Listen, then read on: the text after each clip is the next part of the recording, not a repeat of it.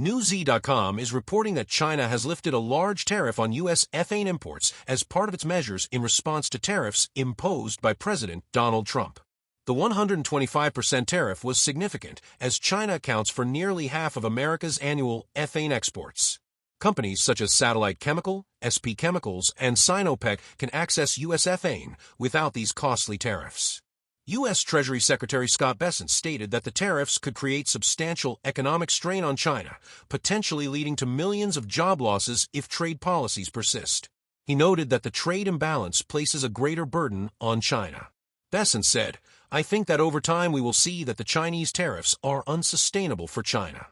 Bessent added, "I've seen some very large numbers over the past few days that show if these numbers stay on, Chinese could lose 10 million jobs very quickly.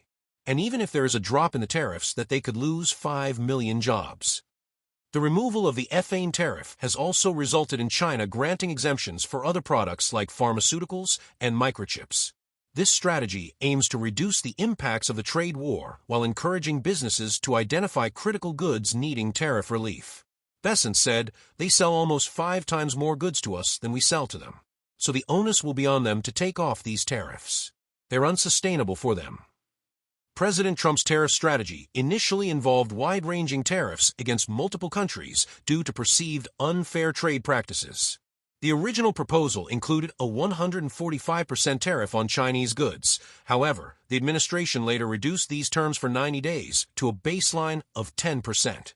In response, China raised its tariffs on U.S. goods back to the 125% level. Bessent said, "President Trump believes that economic security is national security.